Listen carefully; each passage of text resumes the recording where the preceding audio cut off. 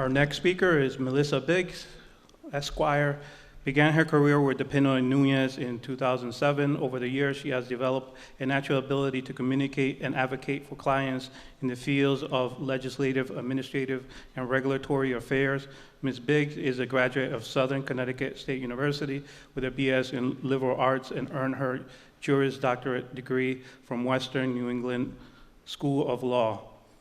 Since joining Dipino, Nunez, and Biggs, Attorney Biggs has been successful at numerous grassroots campaigns in Massachusetts and Connecticut. She has organized town hall meetings, bringing the media, elected official, and constituents together to discuss problems facing community. Attorney Biggs has also led several letters writing campaigns across the state on a large spectrum of issues while running a grassroots campaign. She tailors her research to identify interest groups within the community who would become key allies in these campaigns, ensuring the campaign's messaging is on point and successful.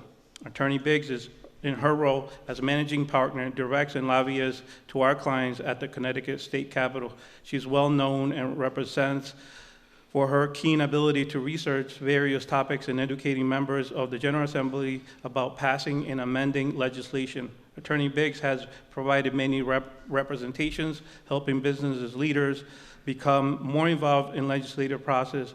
Attorney Biggs is also a member of the Energy, Public Utilities, and Communications Law sections and the Elder Law section of Connecticut Bar Association. She has developed a singular expertise in advocating for changes in statewide policy. Currently, Attorney Biggs serves as the president of the Connecticut Lobbyists Association, where she has led positive changes to the General Assembly to foster a healthy work environment and all the members of Connecticut, the Connecticut lobbying community. And she also is our lobbyist. Melissa.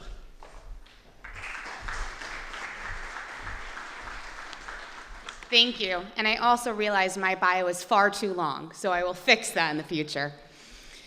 So coming into February, we'll be coming into the short legislative session. In the building, people love it and they hate it all at the same time. They cram everything into a 3-month session, which provides very little breathing room. It'll start February 5th and end May 6th. And based on my calculations, that's one of the shortest short sessions we've seen in a long time. The rules to special session are unique and important. It is intended to only make fixes to the state budget and to bonding packages. However, there's always a workaround. So an individual legislator can propose a bill if it has a budgetary impact. But a committee chair can propose a bill on anything within their committee umbrella. So if a legislator wants to propose a topic, they simply have to go to the committee chairs and ask them to make it a committee bill. So typically we see the same amount of bills raised every year. Short session also indicates an election year. So November 2020, the entire General Assembly will be up for election. How does the impending election affect this legislative session? Legislators will want to bring home wins for their district and to their constituents. We can see this in community projects, special studies, and bonding items. There's also some inside baseball that will be played over this year for leadership positions in the 2021 session. This is going to mean a lot of press conferences and a lot of headlines in the news all year round, so I apologize in advance. We know that the Speaker Eric Simowitz, is not seeking re-election, so we know Majority Leader Matt Ritter out of Hartford is expected to be the Speaker of the House. And there also means that there will be a new Majority Leader race coming up through the election cycle. I believe there will be other retirements announced throughout the legislative session, so just stay tuned for that.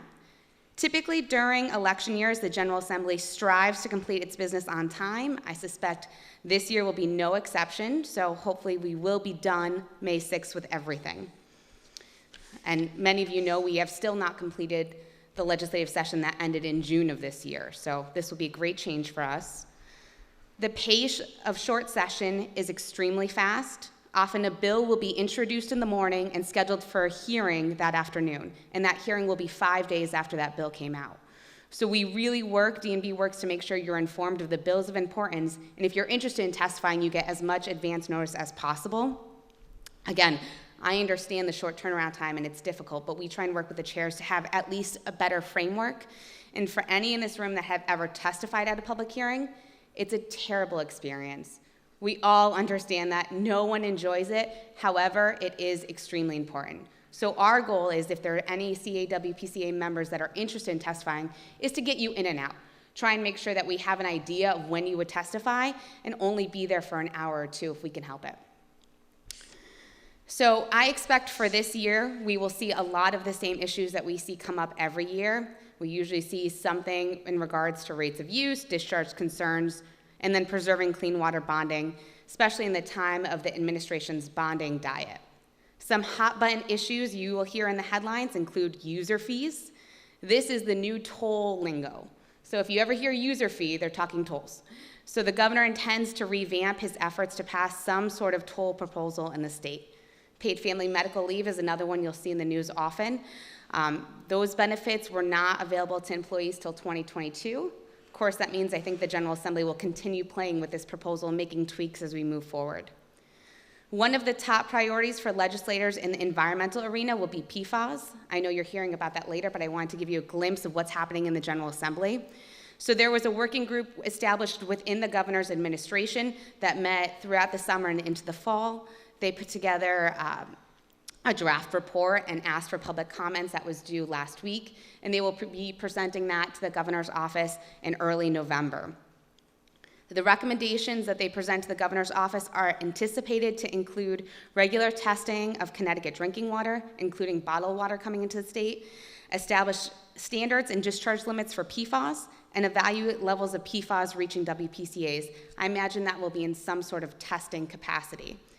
One of the recommendations will be to put together a task force to assess what level of PFAS is safe. I do expect a number of these recommendations will have to come through the General Assembly. So I anticipate we will see a final report be released to the public in November, and then we will see some of these be coming out as proposals to the Environment Committee in February. So you'll have an opportunity to provide more comments and make some more tweaks as we move forward. Another topic I anticipate the General Assembly will cover is allowing municipalities to establish stormwater authorities. This is similar to a bill you might have recalled from last year, which is based off of what happens already in New London, and from my understanding, a few other towns across the state are allowed to do this. There were some technical issues with the bill last year that they're seeking to address and come back. They believe that having a stormwater authority option for municipalities will provide a specific revenue stream that municipalities can use for structural and system improvements. I understand MS4 is still, and sewer separation are still a priority for the administration. However, I don't anticipate any legislative impacts. The General Assembly has still not passed the bonding package from the 2019 legislative session. You may have all seen this in the news. About every 2 weeks, we have a headline saying we're going back into special session. We have not done so. My personal opinion is they've been trying to do some sort of transportation package along with bonding, and they just haven't been able to get a deal done.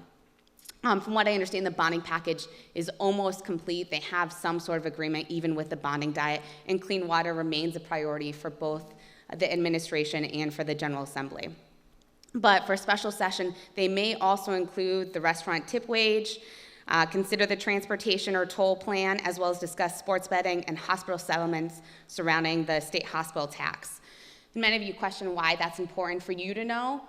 All of these issues are interconnected. So if they can't reach an agreement on any of these, or including the restaurant wage tip credit, which is a huge issue, they're not going to come back to do bonding. So unfortunately, these hot button topics can take up a lot of time and really defer all of the things that you may be paying attention to. As the holidays draw near, I'm told more municipalities are putting pressure on the administration to get the bonding package done. That way they can have additional financial support for any snow removal. However, at this point of the year, it's very difficult to get everyone's schedules to align. So I think there's about a 50-50 chance that we go in before the holidays. It would be a one-day session, but I also imagine that they will handle a diverse number of issues. But one thing I want to leave you with is stay tuned. 2020 will be like a tornado. It's going to come and go very quickly. We are going to do our best to make sure that you have the relevant information you need with excluding a lot of the fluff that you may hear in the press. So you only have to worry about the facts, and we only ask you to get involved when it truly is important. So thank you for your time and for reading all of the trackers, because it is important, and we do appreciate it.